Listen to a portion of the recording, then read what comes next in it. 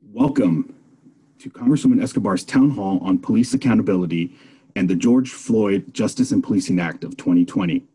After an opening prayer by Pastor Michael Grady and opening remarks by Congresswoman Veronica Escobar and Congresswoman Karen Bass of California's 37th Congressional District and the chair of the Congressional Black Caucus, we will take questions from the audience via Zoom, Facebook, and a community newsletter. If you're joining by Zoom and would like to ask a question, please type your question in the Q&A box at the bottom of the page.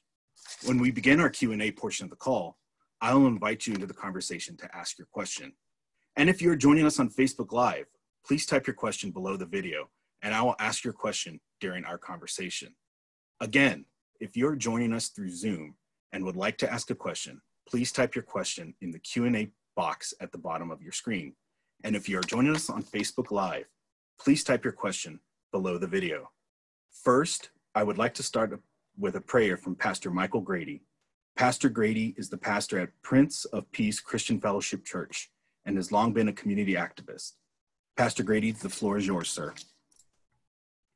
Thank you so much. Shall we bow our heads in prayer? Father, we thank you again for the privilege of prayer, the power of prayer. We pray for wisdom and strength and courage as we answer the call to action. We remember the George and all of those impacted and affected by situations and circumstances that are above all of impacting and affecting our whole nation. We bless you and we honor you. Thank you for who you are. Amen. Amen. Amen. Congresswoman Escobar, opening remarks, ma'am. Thank you so much. And Pastor Grady, thank you for that beautiful prayer and thank you for participating and for your leadership in our community. Just so that the folks at home know, at the very end of our conversation, Chairwoman Bass has to leave at 1 o'clock, but at the end of our conversation for the final 15 minutes, Pastor Grady and I will talk a little bit more about local reforms and the next steps following this discussion about federal legislation. To all of my El Paso constituents, I want to thank you so much for using your voice and for participating in this dialogue, which I hope is the beginning of a substantive, important, long overdue dialogue that we need to have in every community, including in El Paso, Texas. I have the incredible privilege of serving on the House Judiciary Committee with my great colleague, Chairwoman Karen Bass. And last week, we had a hearing on the Justice and Policing Act. It is the bill that we are proposing at the federal level that we hope will help our country rise to the occasion. We have been confronted by brutality over and over and over again. And in many ways, this moment might not be possible were it not for the cell phones that Americans across the country now have that arm them with the ability to record the brutality for everyone to see. Our charge at the federal level is to make sure that we pass legislation that responds in a way that is meaningful. As I mentioned, in a way that responds to this moment and the decades that preceded this moment. Tomorrow on the House Judiciary Committee, we will be having a markup. That is where we entertain amendments that are brought forward to the Justice and Policing Act. It will also be when we unveil the new name for the bill, which is the George Floyd Justice and Policing Act of 2020. And once that bill gets passed out of committee, it will then go to the House floor next week, where we will have a vote on the House floor. We know that this morning the president signed an executive order. I think what's important for all of us is, number one, to recognize that there does seem to be a universal recognition about what needs to happen, which is reform. Where there is not agreement is just how far that reform should go. The last thing we should do in this moment is provide piecemeal approaches that make it look like we're doing something when in reality we're not really doing something. That's why I am a proud co-sponsor of this legislation, and I am eager to vote on it next week in the House floor, send it to the Senate in the hopes that we can truly provide justice and a path to justice for the American people. I want to say one more thing, and then I'm going to introduce my incredible colleague. You know, these conversations are really important, and too frequently they get broken down into us versus them. That if you're for reform, you must be anti-cop. That attack has been launched against me for years. I think all of us want to live in safe communities. I think it's reliable to say that we are all in agreement that we want to live in safe communities. And it is my hope that all of us recognize that every organization, whether it's the House of Representatives, the White House, or law enforcement agencies, every organization benefits from a look inward and reform. Because practices that are used today that have been in place for generations obviously need to change. And again, that goes for every organization. So rising to the occasion and recognizing what is happening in our country does not make us anti-law enforcement. It actually, in many ways, makes us pro-safety. Now, with that, I want to introduce my incredible colleague, Chairwoman Karen Bass.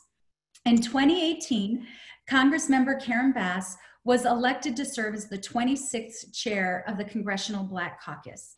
As chair, she is leading the CBC's historic 55 members during the 116th Congress.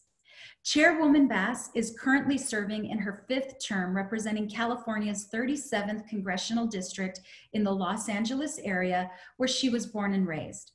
She serves on the House Committee on Foreign Affairs and with me on the House Judiciary Committee, where she is active in working to craft sound criminal justice reform policies. Prior to serving in Congress, Congressmember Bass made history when the California Assembly elected her to be its 67th Speaker. If you haven't seen her on television recently talking about this bill, if you didn't read the profile about her in the New York Times, if this is your first introduction to her, I know at the end of this, you will be as proud of her and as privileged to have her addressing our community as I am. With that, Chairwoman Bass, thank you so much for being with us today. The floor is yours. Well, thank you so much. I really appreciate it. And I've never been to El Paso, but one of these days I have to go. But I just have to say that I know that the people of El Paso are still healing for what happened there just a very short time period ago. And our hearts in Los Angeles are still with you as you recover from that. And I will tell you that I know that the folks in El Paso know how proud you should be and how proud all of us are at the leadership from your city with your Congresswoman, who I am very proud and grateful to say is a wonderful friend and leader in the House of Representatives. And so you are very well represented. You know, this issue, we are in a moment of a period in our history, I call it a moral moment, where exactly as the Congresswoman said, this is not the time to do things on the surface. This is the time for substantive change. That is what people are calling for in the United States. And I've worked on this issue for many, many years. And Los Angeles, much like El Paso, is a multiracial, multi-ethnic city. And this issue has always impacted the African-American and Latino communities the same. And the attention might be on the African-American community right now, but our communities are in solidarity with each other.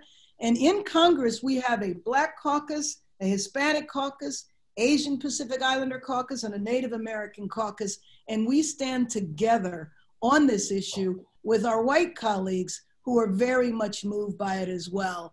And so this is the time for us to do something substantive, and you can tell we're doing something substantive because what the president did today, and I'm sure you saw that, Representative Escobar, he just stole our categories, yes, but took the teeth out of them. So this is not the time to study chokeholds. This is not the time to study no-knock warrants. This is the time to say change has got to be here and has got to be here now. And so the parts of the bill actually are represented by legislation that members of the Congressional Black Caucus have been fighting for years. And actually a lot of police departments do as well. We talk about this from the point of view of supporting police departments. That's right. The policing profession needs to be dealt with like any other profession, with standards, with accreditation. When you go to your barber or your beautician, they are accredited. They have a license. The standards are the same. What happens in the United States is we don't have national standards. So what is illegal in one city is perfectly fine in another. And also, if you have committed a crime as a police officer, you shouldn't be able to just go to the next nearby town and get a job. Tamir Rice would have graduated high school this month. That just breaks my heart. He was killed when he was 12 years old. How threatening can a 12-year-old be? But the man that shot him within seconds had just come from a nearby town. He lied on his application. That's why we're calling for a national registry. And I am hoping that police officers say, I don't want to serve with somebody that's going to kill a 12-year-old. I don't want to serve with somebody that's corrupt. And so we have got to have this legislation passed so that we can change police culture. That's at the heart of it. So I'm proud to say that it takes 213 votes to pass a bill. We already have over 220 people who are committed to voting for the bill. I think it's going to take my Republican colleagues a little bit of time to get there, but the fact that they are already introducing legislation that mirrors ours without the teeth, I believe, Congresswoman Escobar, we're going to get it in the Senate. We're going to pass it out of the House next week. It's going to go to the Senate, but we'll be in a very good basis to negotiate.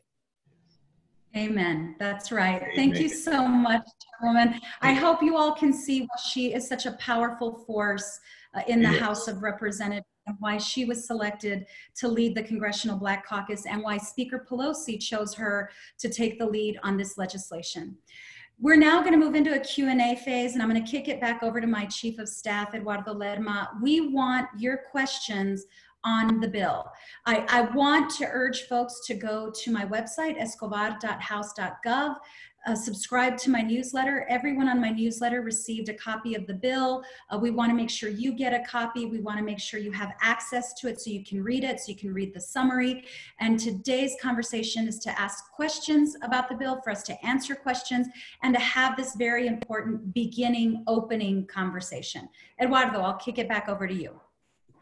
Thank you, Congresswoman. And if you're joining us through Zoom, just a reminder, please type your question in the Q&A box at the bottom. And if you're on Facebook Live, please put your question down in the comments section. Pastor Grady, we will open up with you for your first question of this conversation. Pastor Grady. Thank you again, Congresswoman Escobar and Congresswoman Bass. We thank you so much as a member of the Black Women for Positive Change and the De-Escalation Advocacy Committee. We applaud your leadership in working with Congress to introduce this Justice Policing Act of 2020. We applaud your outstanding leadership, and we thank you for considering elements of the de-escalation bill, HR 2457, elements of that in this bill. We're excited because, as you said earlier, it's time for us to move forward. We marched, we protested.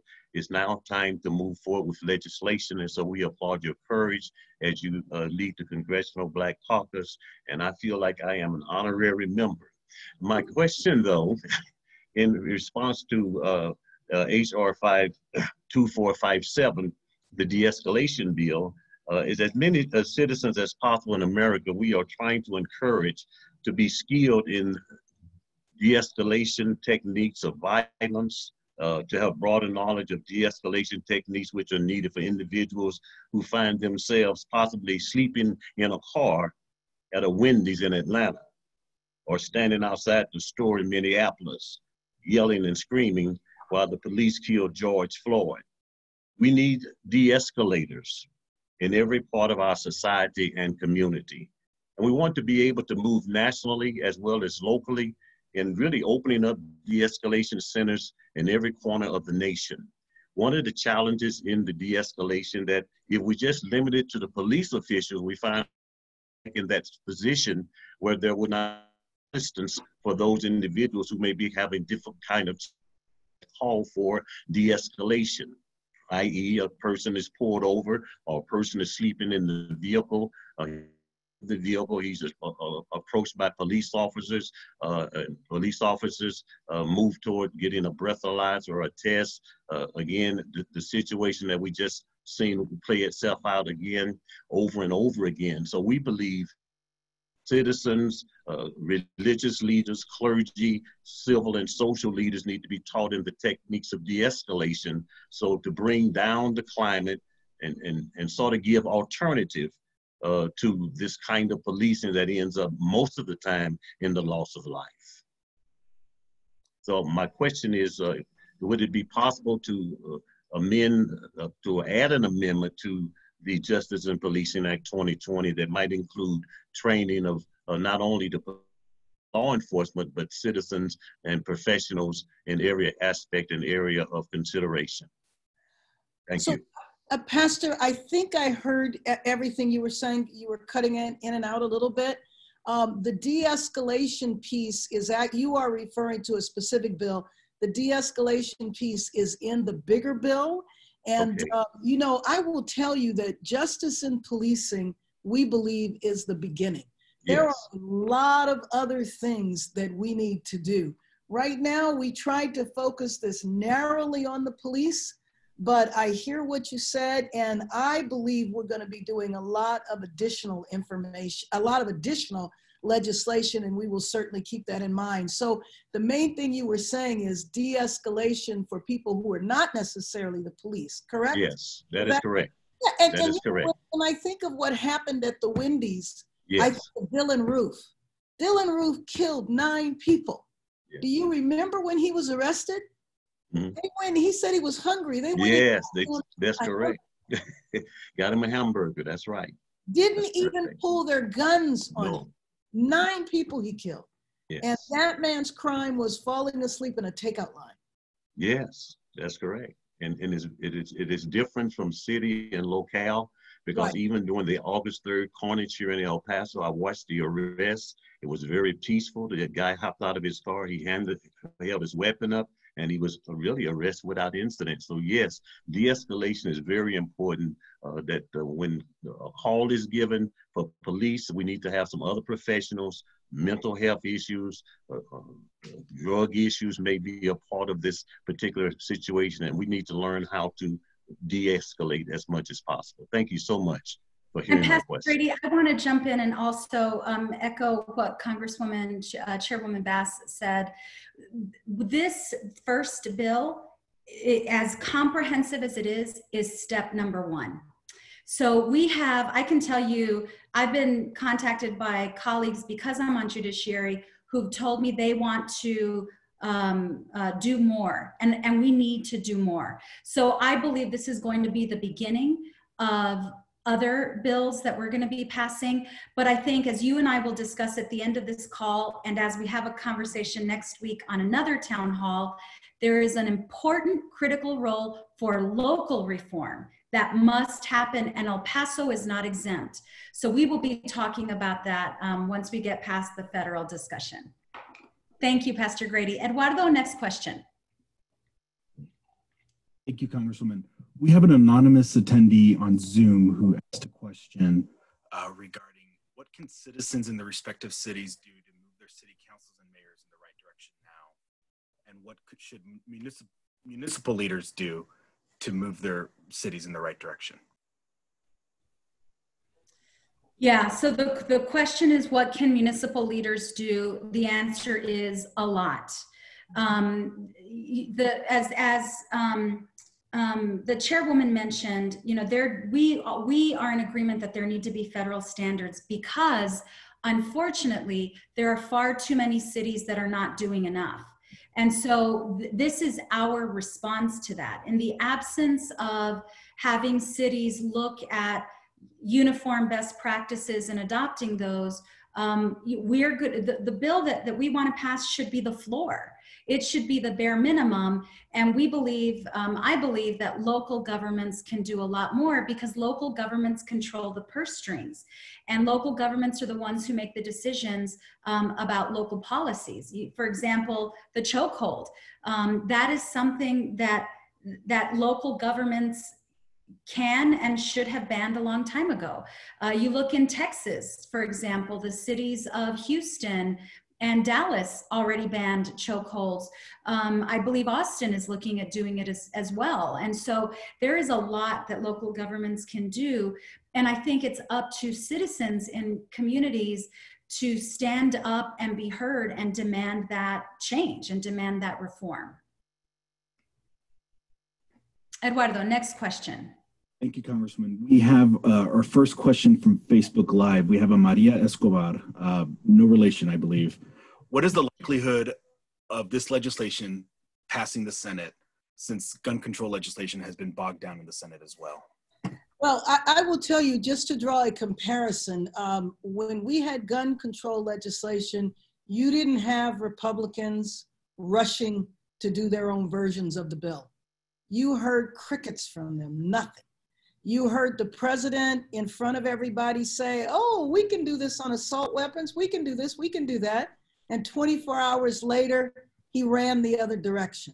So that's why I believe we are absolutely going to get somewhere. The other reason why I believe it is because the police officers want to see some change. They recognize the police unions took out full-page ads in papers talking about they want changes. Now, you and I know that they don't necessarily want the exact same changes. Some of them they do, the accreditation, the standards.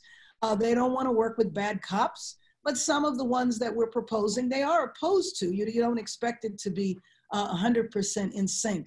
But that's why I believe that we're going to get this done. I agree.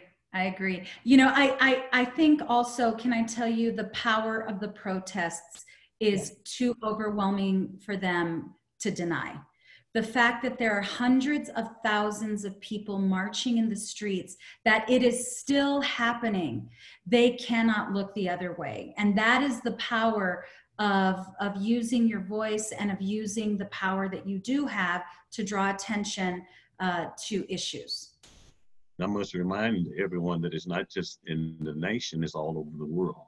Yes. Right. This has impacted the whole world, who recognize that it's time. This is our moment. It's time for change, and change is coming. And you know what? This is embarrassing. Yes. So I was on a call this morning, Congresswoman and Pastor, with the Wilson Center, and there were people from all over the world on the call. And I said that, you know, we're supposed to be the beacon for human rights around the world and democracy. Yes. And people go, oh, really? You don't think that, you have a problem with our police department, with our military? What are you guys doing? I know we were in negotiations a few years with establishing relations with a particular country. And when our side raised human rights issues in their country, they said, well, could you please tell us why your police kill Black people? Yeah. And it's like, you know, and I said to the people who were on the call this morning, it's important that we acknowledge our weaknesses here. Yes. It's important that, because the world knows, the world can see. And I kind of feel like this moment is what it must have felt like in the 50s when people had been dealing with the South for generations, centuries. Yes. But finally news reporters showed the world what was going on. And that brought about significant change. Yes, yes. And I believe that COVID has, go ahead, Congresswoman. Thank you so much. Eduardo, next question. Yes, our next question will be from Diane Williams. Diane Williams, you can ask your question now, live. Diane? Hi, Diane. You might be on mute. There you are. First of all, let me thank you for inviting us to this call. My question is, what does the bill cover in the area of police accountability and stopping the police from investigating themselves? That is what I'm interested in finding out, because I think we have a big problem with the police investigating themselves, and they're the ones that decide who will be prosecuted and who will not be prosecuted. I am a retired military, 30 years in the military, and I can tell you for a fact, I've never seen a system work where you investigate your. Exactly right. You know, several things. One is qualified immunity, and that's a real big one. Qualified immunity right now essentially means that you really can't sue a police officer. I mean, you can try, but not much happens. We have the National Registry I mentioned. We also reduce the standards to prosecute a police officer. So right now you have to show willful intent, meaning what was in their mind? How can you actually do that? So we're reducing that standard to them being reckless, which allows them to be prosecuted. Right now, being fired, being sued, or prosecuted as a police officer is really tough, which is why we see this guy for 8.5 minutes act with complete impunity. He's looking at the camera. He knows he's being filmed, and he doesn't even care. And so that's what we have to stop. Now, you're raising a question that the bill doesn't address, and that is how to stop police departments from investigating each other. There is a part of the bill that says that we should allow attorney generals in a state to look into having an outside person investigate. But right now, one of the structural problems in our country is the district attorney does the investigation, and the district attorney works hand in hand with the police departments every day. And then they're not going to turn around and prosecute the same people that they need to have as witnesses and to cooperate in their prosecutions. And that was an outstanding question. And I think one of the things that we need to keep in perspective, again, every organization or agency that has tremendous power needs to have accountability. And so the accountability is key to keeping that power in check. So that's why these provisions in this legislation are so important. Eduardo, next question. Yes, Congresswoman, we have our next question from Facebook, Julian Patrick. As an African-American man, I believe I was racially profiled by an officer and tried to formally report. What actions can I take to get this actually investigated? And how does racial profiling fit into this bill? So in terms of the local action, if this happened here in El Paso, I am not familiar enough with El Paso PD's investigation processes. But I will tell you, we are going to be having another town hall meeting, and hopefully next week, specific to what can and should happen at the local level. And we're going to have an expert who's going to talk to us about what kind of positive transformational change can happen at the local level. So please participate in that, watch that one, and then definitely call our office so that we can help funnel you through the right processes, Julian, so that we can help you get the answer about the local standards. Eduardo, next question. Yes, we have another question from Facebook. Isabella Levy, what kind of immediate rules are going to be put in place to better regulate police brutality? You know what, you're cutting out, Eduardo, so. I apologize, Congresswoman. What immediate rules are going to be put in place to better regulate police brutality? Karen, do you want to take that one? Oh, you're muted. Sorry about that. No what rules would we put in place to better address police accountability and police abuse? Well, police brutality. Police brutality. First of all, we put procedures in place on the front end, which means to prevent it, and on the back end, which means to allow us to prosecute it. And so I mentioned the prosecution in terms of lowering the standards.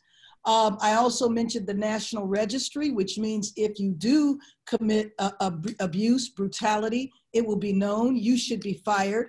But on the front end, to prevent it is the idea of focusing on training, accreditation, and standards so that it is clear across the board This is what you can do, and this is what you can't.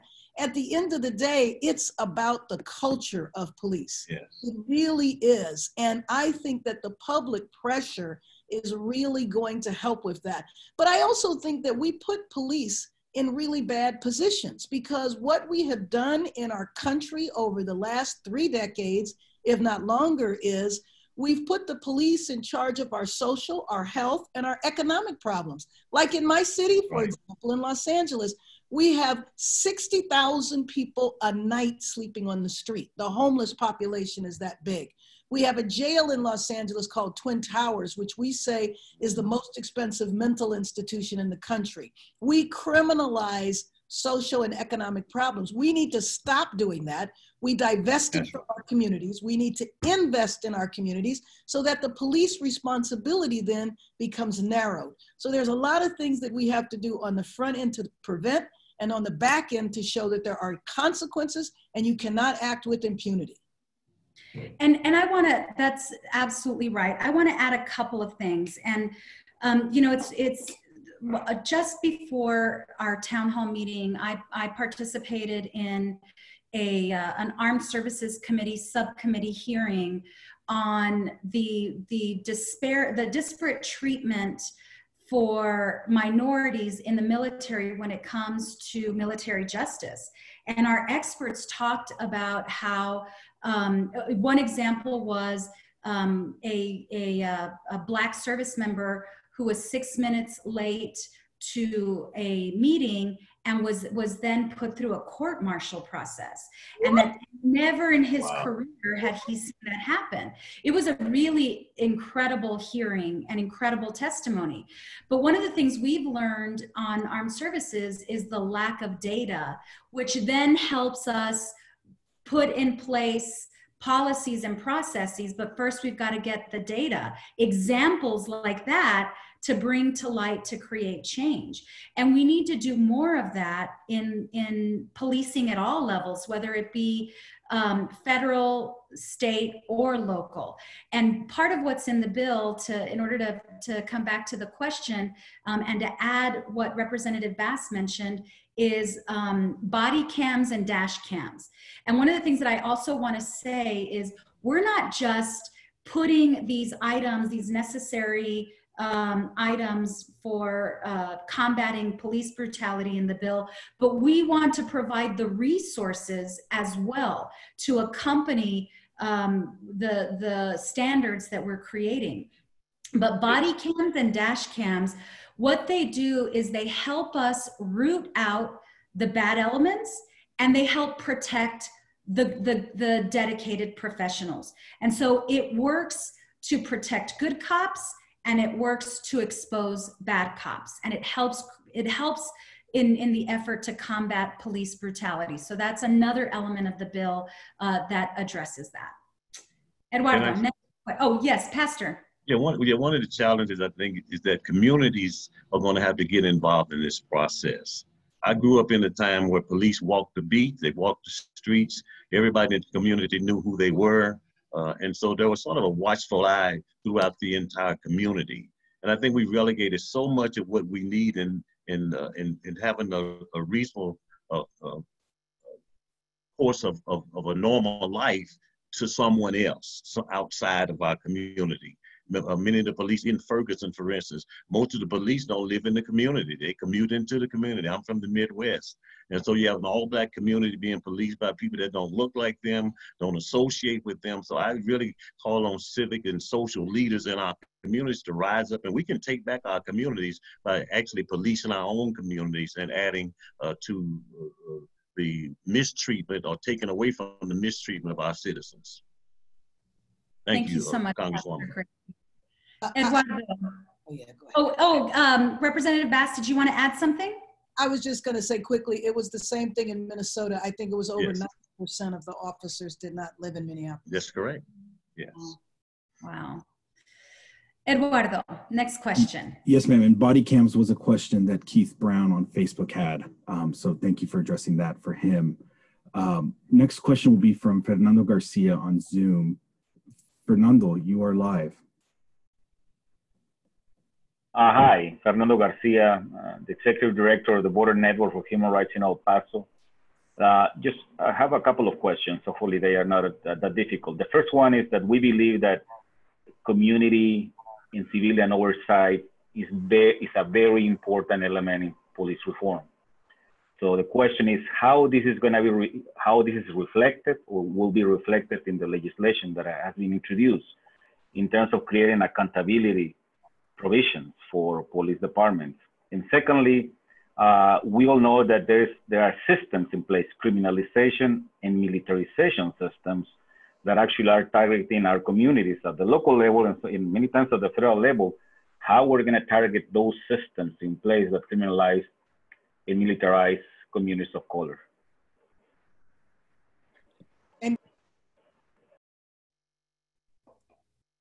Oh, Karen, you're on mute again.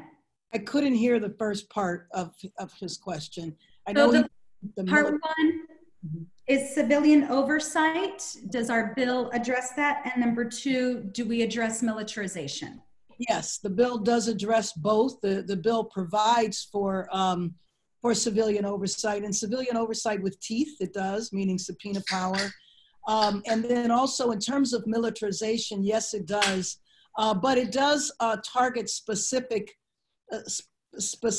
items. So there are some things that the police department get from the military that are not deadly, which is provided. But for the most part, what you are talking about is prohibited. Yeah. Thank you so much. Eduardo, next question. Yes, ma'am. We have a question on Facebook by Carl Dwyer. What is being done to have police interact with local community before situations arise? Too often we talk about this after things have happened. Well, yeah, you know, and that's one of those things that you can't really legislate. Right. But I know one thing, that's why I'm so inspired by the movement that I see, because the movement is demanding it. So, you know, we do provide information and the training and all of that in hopes that it does involve the community more. But one of the parts of the bill that I think is most important is a program that allows communities to apply for grants from the federal government so they can address the policing issues in their community, whether it's re-envisioning policing or whatever, revisiting city budgets. It provides for that. But again, I think that's why movements are so important, because that's really what changes public opinion. Legislators follow that. So to the extent that the protest keeps up, absolutely helps us move forward with the legislation. And I'll give you, also to piggyback on that, so much of that, and Representative Bass is totally accurate. There's only so much legislating we can do at the federal level, because some of that has to come from the local level. So I'll give you all an example. Our local sheriff, Sheriff Wiles, to me, part of what has made him such an effective leader is his view of community policing and actually being out in the community. So when I served as county judge, you know, we would have events in the outlying areas out in the county. Sheriff Wiles was always out there talking to the community, had officers engaging in a positive way with his officers. You know, that is the kind of leadership that creates strong positive bonds with the community. Now, Sheriff Wiles is an independently elected official. In Texas, sheriffs are elected by the public. In municipalities, that decision is a policy decision made by your local city council, mayor and city council, as to what their expectations are of their police leadership, how they want them to interact with the public, what their expectation is of their police chief and how their police chief should interact with the public. And so there is really that we are going to be as comprehensive, we are going to be as forward-leaning as possible in our federal legislation. But this the true change needs to come from every level of government, including the local level. That's very critical. Eduardo, I think we have time for one more question before Representative Bass has to leave, and then Pastor Grady and I will finish up the final 15 minutes. And one question that we got in our community survey was on mental health training, and also on Facebook, Persis Bevan. Could we please include mental health training for all officers?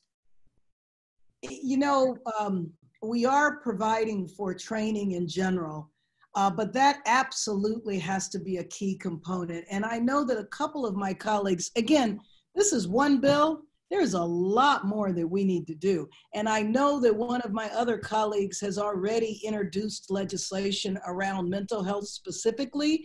That doesn't come from the committee that Representative Escobar and I serve on, but you will find that that will follow. It won't be in the bill we vote on tomorrow because that bill is already cooked, but you will see it come shortly after. Thank you so much for including me. Next time it has to be in person. I haven't been to El Paso, but I'm gonna get there. We are going to get you here, Representative Bass. Thank you. And we will be in touch soon. It was such a privilege to have you join us here in our community. Thank you. Thank you, and great to meet you, Pastor. Thank you. God bless you. Thank you very much. Wonderful meeting you as well. Thank you. Yes. And I want to piggyback off of that question because, you know, I said at the top of our call, and I've said repeatedly through our conversation that reform has to come from all levels, from the federal, state, local level. We all have to be in this together if we're going to be successful and create true structural change. You also heard me say that El Paso is not immune. You know, what has been troubling to me, and this has been troubling to me now for many years, is that there seems to be a desire to leave the status quo in place. And if you are critical of the status quo, or if you raise issues of the status quo, there is an immediate, as I mentioned before, us versus them. Well, I stand with the blue, or I'm with El Paso PD. Let's put all that aside. We all are in this together. Yes. We all want to save community. We all want everyone in the community, and that includes law enforcement, to be safe, and we all want to be the best we possibly can be. And so, you know, I want to raise an issue that really one of the big challenges that we face locally is in mental health. We have seen, unfortunately, far too many shootings of mentally ill individuals in our community.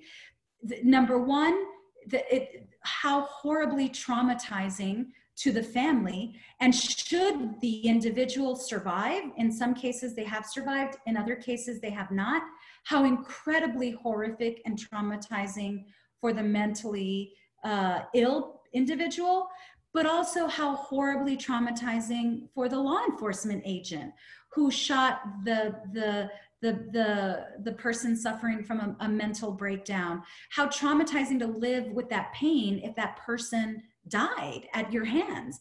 So this is all preventable. There is a significant lawsuit that has been brought against the city. I raised the issue. I sent a letter last week to the mayor and city council, to the state leaders, all local, state, county leaders here in El Paso, to share the bill with them, but to point out that per the lawsuit against the city of El Paso, a federal judge found that a jury could find that there is an unwarranted amount of, oh my gosh, the phrasing escapes me now, but not a whole lot of discipline that happens in cases like that. And so that is something we have to confront as a community. That is something we have to talk about as a community, and there needs to be reform. Now, thankfully, as a result of that lawsuit, there's been some reform by the city, and I'm very grateful for that. But, you know, I know even since the reform, there has been at least one incident. And so we've got to talk about these issues. We also know that locally protesters in fact, this morning in the New York Times, El Paso had the dubious distinction of being included in a list of cities where police, local law enforcement, used tear gas against their own citizens who were mostly peacefully protesting. Yes. Not only did El Paso PD use tear gas, but also beanbag projectiles. Yes. And people were injured. And I sent out a statement a few weeks ago, or right after that happened, saying that there should be an independent investigation. And if the independent investigation finds everybody did everything right, awesome. And if not, then that's a path for change and improvement. But we've got to stop looking at calls for improvement as a tax. You know, we all need to embrace and welcome accountability, oversight, transparency, and improvement, because it makes everybody's lives better. And the protests that are happening in El Paso, and I hope to be able to join one soon, they have been powerful and incredible. Now, Pastor Grady, we have about 10 more minutes with our audience. I want to say a couple things about Pastor Grady, and then I want to turn it over to him, and then Pastor Grady, near the end, I'll just go ahead and close out. But I do want to thank everybody for their questions. Our next discussion, hopefully next week, will focus on what can we and should we be doing locally. We're going to keep doing what we need to do at the federal level. What can we do locally? Pastor Grady, who has not just been an incredible faith leader in our community, but who has also been a victim of a crime. And so more than anyone, he appreciates law enforcement. His daughter was a victim in the August 3rd shooting, and he's lived through incredible pain and trauma as well. And so his perspective comes from a very, a place that has dealt with so much firsthand. But Pastor Grady, I know you have wanted to engage the community in conversations about reform. Can you tell us a little bit about that and what you think we need to do next? Yes, thank you, Congresswoman. Again, one of the things that we're doing, that I'm attempting to do, is to draw from our community leaders in our city, El Paso, who would come together and reason together and come up with common sense means by which we can attack and get involved in this concept of police in our own communities. I was on a Zoom call yesterday with the interfaith community here in El Paso. We're beginning to lay the groundwork again about crossing the lines. Even in religion, there's division and there's a little bit of divisiveness, and we're trying to break down those walls so that we can come together and get involved in the city. Many of the questions I often get concerning El Paso are questions that can really be answered when we're involved and when we're committed to affecting change. And so I challenge our leaders in the city, our religious leaders, our interfaith leaders, the pastors that are in the city of El Paso, all of our civic and social organizations, to get involved in the pulse of the city. We need to show up at city council meetings. We need to be on the school board. We need to run for election on some of those positions that are available in the city, because a lot of information we hear about it either on the news or we hear about it secondhand, and then it's too late for any kind of a response. So I'm trying to mobilize our city in a very practical way to bring our faith-based community, our social-based community together, the people who really have the heart of the city together and coming together in unity and sort of having a sense of solidarity as we deal with the issues of policing and accountability. But again, I come from a faith without works-based mentality. So we can talk about it, we can pray about it, but we need to be about it. We need to get involved. We need to stay connected to our elected officials. We need to build those kind of coalitions and relationships. And then it's not going to come without resourcing. And that resourcing can be done as we make ourselves available at the highest levels of leadership. On August the 3rd, and then I'm going to quit, on August the 3rd, when the gunman made his way to El Paso, he was driven here by hatred. He was driven here by a need to destroy something, to kill something, because he thought that he was disadvantaged. Yes, he might have been radicalized again, but I also come from a faith-based perspective that says what you see and what you do is in response to what you hear. So there must be, in my understanding, a coming together of our city at every echelon of leadership. When I was the president of the NAACP, we invited our friends at LULAC to become a part of that coalition for change. And I still believe that in this city, together we can tear down some walls, we can build bridges. I did attend a part of the march that started at Memorial Park, and I was blessed. I was blessed by those young people and their passion, members of the University of Texas, El Paso, who had gotten together and said, we're not going to take it anymore. We're not going to wait on permission. We don't need a bill. We just want to march. We want to celebrate. We want to tell the nation, amen, that Black lives matter, that George Floyd's family matters, his life matters, and that in El Paso, unity matters. Coming together in coalition matters. So we're going to do everything in our power to come together to affect change in this season, because I believe that this is now the time for us to do that which glorifies our faith. Thank you so much. Oh, Grady, that is so beautiful. Thank you for your passion and your devotion to justice and to peace.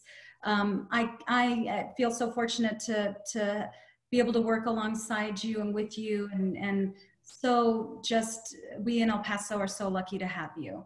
Eduardo, we have just enough time for one more question before we close out our town hall meeting. So do we have another question? Yes, ma'am. I believe we have a question from JJ Martinez. JJ, you are now live. Hi, everyone. It's good to see you, Congresswoman. Good to see you, Pastor. I have a quick question for you, Congresswoman, and for Pastor Grady. Yes. First for you, Congresswoman, is how, as young people, can we make sure that this bill gets across the finish line? And then for you, pastors, you know, as somebody of faith, how do we, as people of faith, how do we use our faith in El Paso to make sure that we're pushing for change? Okay. Beautiful question. Thank you, JJ. And thank you for all your leadership. You are an incredible local leader. El Paso is so fortunate to have you. I'm lucky to know you and to be able to work alongside you. So a couple things, and thank you for asking that. You heard Chairwoman Bass mention that we have more than enough votes to get it across the finish line in the House. We know that in the Senate, there's work on their own policing bill, and we know that the president signed an executive order today. Each one of these groups, the House, the Senate, the White House, we all kind of have the same categories. And so, you know, we all have the same general outline of what we think needs to be tackled immediately.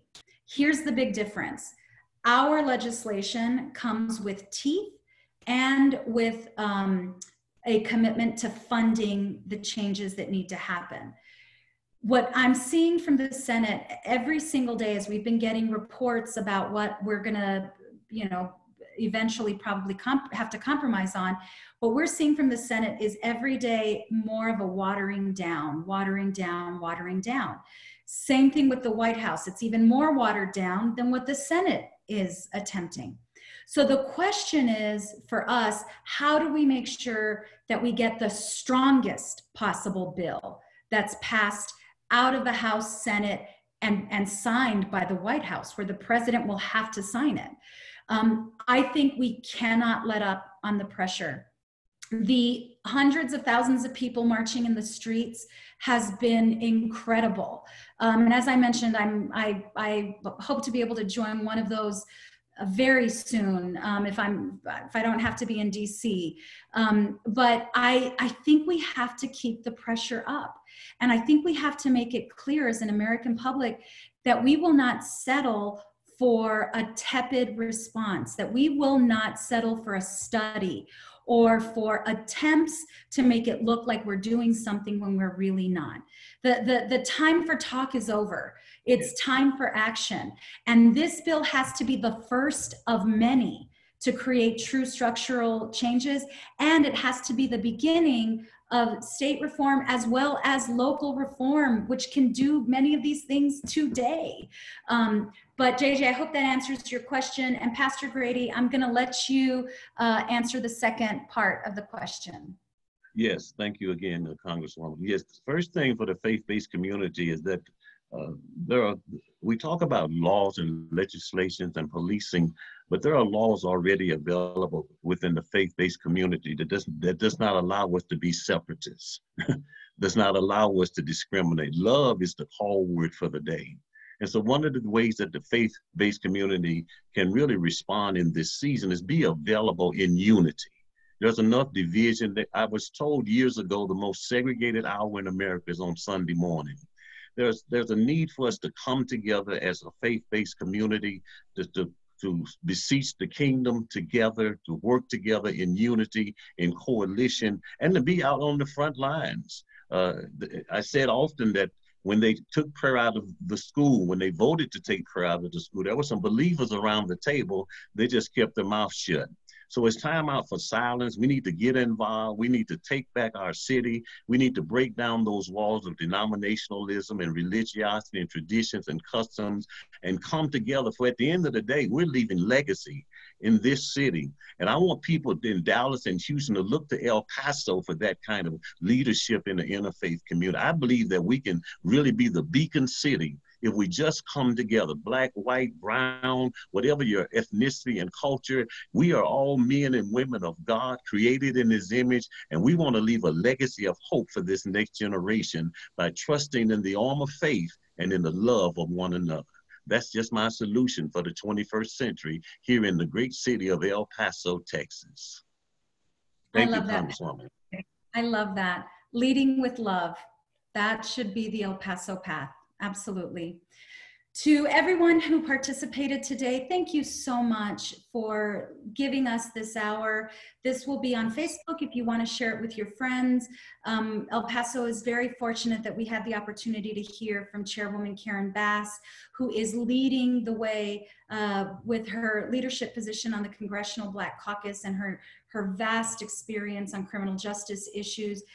So it was really so wonderful to be able to hear directly from her. Pastor Grady, thank you for your leadership and for your longtime commitment to criminal justice reform.